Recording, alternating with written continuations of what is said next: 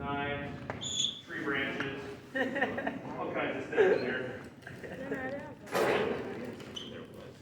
So the first chemical, the name says it all, is rubber prep pre-buff. So I'm going to put pre-buff on before I buff the tires. It comes first, pre. I'm going to spray this on here. What that's going to do is going to attack the inner liner, that synthetic membrane that replicates a inner liner. Now we're going to take a little scraper and kind of scrape that area to kind of get some of that outer synthetic rubber off. All right. The next tool has many names. I like to call it like a die grinder. It has a little safety thing here where if I push that, I have to flick that lever, and now it's going to be quiet. It's going to be kind of loud. It spins that. And this is a carbide bit. It's really sharp. It's also very brittle. And I have to actually hone out that hole where the nail or the screw went in. As soon as I find it. There it goes. Get a good angle. That's what she said. All right.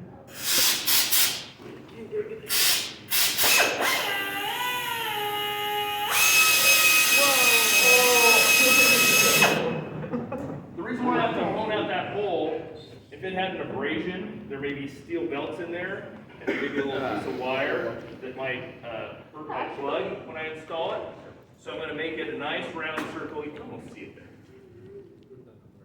This tool is a little opposite from this. To get this bit out, I actually have to lift it up and pull that out. Now I'm going to put a different head on it. And that would be our buffer. Our buffing wheel is a little stone with like sandpaper, pretty coarse sandpaper, little rocks that are glued on there. I pull that collar up, I install it, and now it won't fall out. I want to make sure it's locked in there. Now I'm going to come in, I'm going to buff around this area. Can't take the whole thing. It won't take long. Here we go. And hopefully it won't move too much.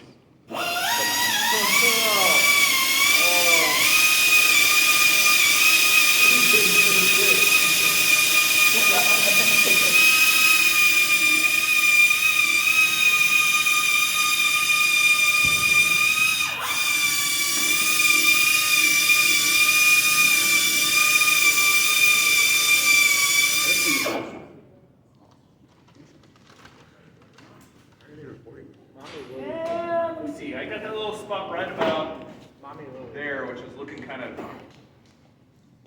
that's going too deep. In fact, why don't I show you what it looks like if I go too deep? Because underneath that inner liner, if I go too far, some of the steel belts are going to show up. Let me hog in there a little. This is what you don't want to do. Actually, I think I'm going to do it right down here. I'm going to go pretty deep right in this region. And I'll show you what that looks like if you go too far.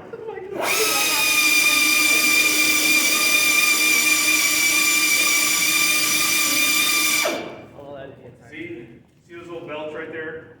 Right there? That's going too far. So that little inner liner is probably maybe 3 millimeters thick. So just don't do that.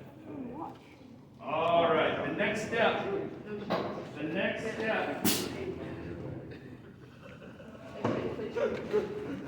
When I took that buffer, it generated a lot of little rubber dust. And now I need to get that out of there because I don't want those little chunks of rubber underneath my patch. So I use this. Does anybody know what this is going to do? Suck up all the rubber? It's a vacuum. So I'm going to use compressed air to make a vacuum. And I can do that. How are you going to suck it though? If I have high pressure, I can make low pressure. Yes. Isn't there like way easier ways to do this? You don't have to do all these. This way, to repair the tire we're doing right now, is the only way that you could certify the tire could still be driven on the road. So for like emergency vehicles like a police car, this is the only way that's acceptable to repair a tire. Oh, so this isn't like if you don't have a donor. It's going to have high pressure here. That means there's going to be low pressure over here. Plug that in. When I pull it, it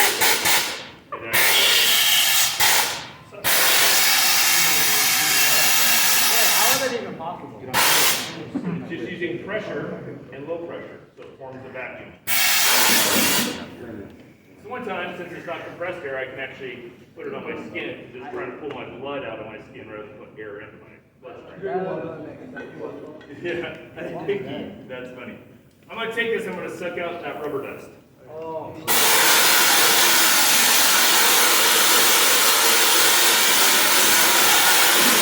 And it's pretty complex. Please and thank you. Maybe I'll come back and focus. Yeah, their phones are out. Alright. You messed with the wrong gang, I man. have a patch here, here, and I think there's one more hole. There may still be some little rubber dust in there, so I'm gonna take this brass comb, almost like combing your dog's hair, right? Smooth it out. Yeah, I'm gonna try to pull any of the rubber dust off of this area where I buffed it. Why are you going so light? You're like, Alright, there's a little sticker on it. Really scrub it. they're really good in there. It looks pretty clean, because next, I'm gonna take vulcanizing glue. Any UTV fans out there, anybody go to the dunes, drive razors, and you ever put paddles on them? Yeah. The paddles? Yeah. So a lot of times on your paddles, the paddles are actually glued to a tire carcass. Other paddle tires might be molded in, but when it says vulcanized, you can actually make your own paddles with this stuff. It's going to melt into the natural rubber that's exposed now and adhere to the patch. When you open it up, there's a little brush, and it's kind of snotty looking. You don't need a lot of this glue. So you wipe off some of the excess, a little dry brush, and then you just practice your painting skills. That's satisfying. It actually is. Pretty satisfying. I'm feeling it. Wow, you're a professional painter. Almost a Picasso. That should be your Wow. job. Picasso. You can see how it's kind of shiny. For the next minute, it's going to start to dry. It's attacking the natural rubber in there. And now I have. Has anybody repaired their bicycle tire? Has anybody repaired a flat on a bicycle tire? Usually you use a patch like this. Yeah. The type of patch that helps this tire still be certified for emergency vehicle is called a plug patch. It has a little tail on it. And that's going to go in and seal that hole that we reamed out. Most auto shops don't use these. They use these because of money. This is probably 25 cents and this is probably $2. $2 for a plug patch.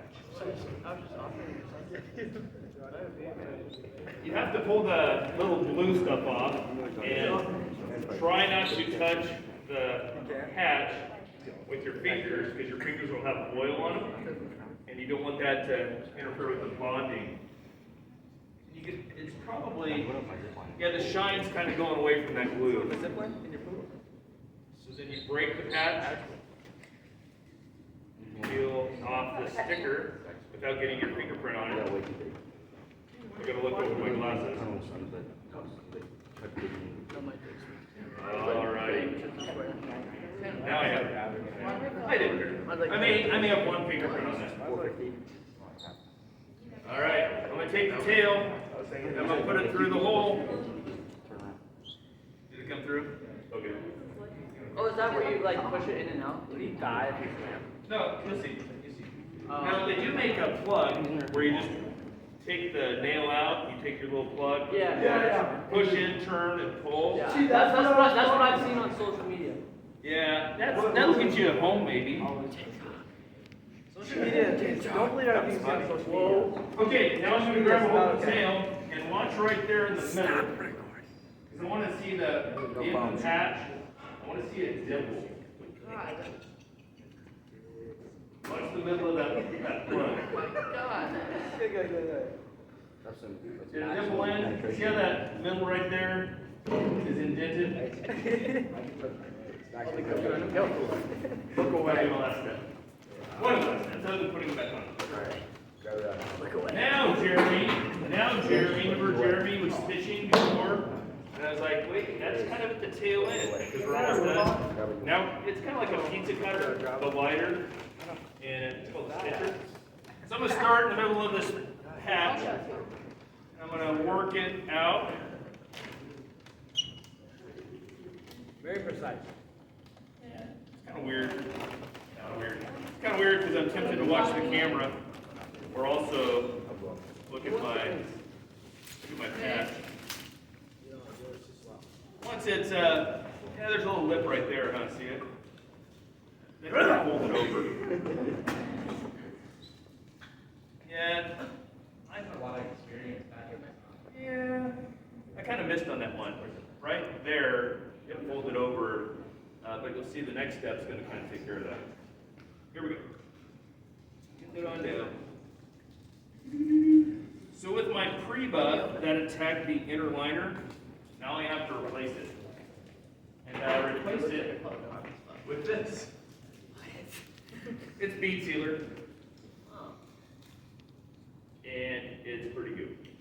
And you don't want to get it on your clothes because it won't come off. We'll get some of that off. Now we're going to paint over that entire patch. Just that little thin patch can hold it? Yeah. No way. And where I dug in too deep with my buffing wheel, I covered that little oops up. And right over there where that one, right there, I'll give a little extra layer. Right over there. That's pretty, Oh, you're pretty good. yeah, it looks pretty good. I don't know if I'd sign it. Good. Okay, now I have something sticking out of the tire, right? I do. A little tail? A little tail sticking out? You probably don't want to because this is metal. And that metal thing could hook you. Why would you try to? Well, we're gonna cut it off. Yeah, We're gonna cut it off. So to cut it off, I couldn't find a pair of side cutters, but this needle nose that's actually broken has a little cutter down here. I'm gonna grab a hold of my tail. I'm gonna give it a little pull, get it up in there, snip, and it kind of goes below the tread head. Now most tire shops, they do this for free. And they do it for free because they want your business. Usually if you have your tire repaired, you'll get an invoice and they'll say, that'll be $20. But if you promise to come back to our shop and shop us when you need tires, you can have this repaired for free. Les Schwab is famous for that, What right? if you lied on promise? Yeah. What do you still come You back? have to like keep promises? Once again, the person that's doing this task, usually they're not paying them a lot of money. So probably they would start at maybe $15 to $17 an hour. Oh, bet. And if you could do this repair in 10 minutes, the shop may be out $5, $6. And to have a return customer to spend $1,000 on tires, that's worth $5, right? You can move them in. I need to correct